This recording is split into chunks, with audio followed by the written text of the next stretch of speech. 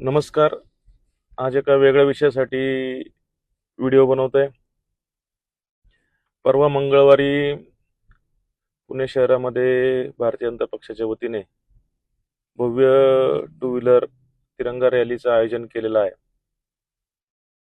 खरं तर प्रत्येक भारतीयाला आपल्या तिरंगाचा अभिमान आहे. प्रत्येक पुणेकरांना आपल्या तिरंगाचा अभिमान आहे. आणि हर घर तिरंगा सुद्धा अभियान गेल्या अनेक वर्षांपासून केंद्र सरकारच्या माध्यमातून चालू आहे. मी दरवर्षी त्याच्यामध्ये सहभाग घेतो. हजारो तिरंगे माझ्या प्रभागातील जनतेला त्या ठिकाणी मी दरवर्षी वाटतो. त्या चांगल्या उपक्रमाचं स्वागत आहे. पण मधल्या काही वर्षांपासून भव्य टू व्हीलर तिरंगा रॅलीचं आयोजन होत आहे.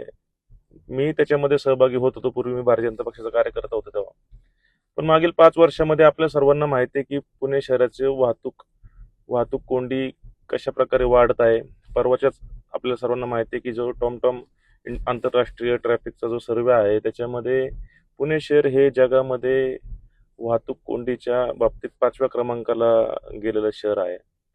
पुणे शहर एक IT हब आहे, सांस्कृतिक राजधानी आहे. एक राहण्यासाठी योग्य म्हणून पुणे शहराचा प्राधान्यक्रम आहे.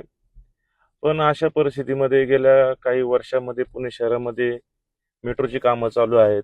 रस्त्याची परिस्थिती खराब आहेत, खड्डे आहेत. प्रत्येक चौकामध्ये संध्याकाळच्या वेळेस सकाळच्या वेळेस वाहतूक कोंडी होत आहे. आणि अशा परिस्थितीमध्ये भारतीय जनता पक्षाने प्रत्येक नगरसेवकाला जवळपास 100-125 नगरसेवक आहेत, 50-100 पदाधिकारी आहेत. प्रत्येकाला 100-100 टू व्हीलर आणण्याचं टार्गेट देऊन, म्हणजे स्वयंस्फूर्तीने तर कोणी येत नाहीये, प्रत्येकाला टार्गेट दिलेलं आहे. मग ते लोक प्रत्येक जण आपापले टू व्हीलर्स घेऊन येणार. म्हणजे जवळपास 15,000 ते 20,000 टू व्हीलर्स पुणे शहरामध्ये एका वेळी येणार आहेत. ते पेट्रोल जळणार आहे, त्याचं प्रदूषण वेगळं होणार आहे, ध्वनी प्रदूषण वेगळं होणार आहे. प्रत्येक चौकात वाहतूक कोंडी होणार आहे. आणि काही दिवसापूर्वीच मोदीजींनीच आवाहन केलं होतं की बाबा इंधनचा वापर कमी करा. मग बऱ्याच नेत्यांनी आपले ताफे कमी केले, त्याच्या बातम्या झाल्या. मग हे सर्व गोष्टी कशासाठी असतात? केवळ तात्पुरत्या असतात का? पुणे शहर हे जगातलं जगाच्या नकाशावरती असणारं शहर आहे. IT हब आहे. इथले आपण वाहतूक कोंडीचे प्रश्न दिवसेंदिवस वाढवत आहोत का सोडवत आहोत, हा प्रश्न प्रत्येक नेत्याने आत्मपरीक्षण करण्याचा आहे. मला असं वाटतंय की ही वाहतूक कोंडीचा प्रश्न या तिरंगा रॅलीच्या माध्यमाने, मी काय याच्यावरती वाईट काहीच नाहीये. तिरंगा रॅली ऐवजी तुम्ही चांगले उपक्रम घ्या. वृक्ष लावणं, झाडे लावा, रक्तदानाचा उपक्रम घ्या, त्या ठिकाणी स्वच्छतेचा उपक्रम घ्या. या शहरातले वेगवेगळे ठिकाणी जे खड्डे पडले ते खड्डे बुजवण्याचा उपक्रम घ्या, किंवा नागरिकांच्या वेगवेगळ्या समस्या सोडवण्याचा उपक्रम घ्या.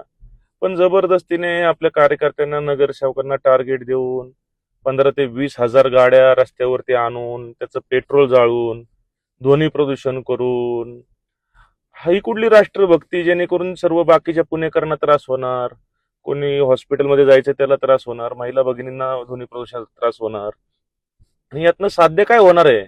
यातनं केवळ फक्त बाबा नेत्यांना वाटणार की बाबा आम्ही मोठी शक्ती, खालचा नेता वरच्या नेत्याला दाखवणार, नगरसेवक शहराध्यक्षाला दाखवणार, शहराध्यक्ष आमदाराला, खासदाराला दाखवणार, खासदार आमदार मुख्यमंत्र्यांना दाखवणार.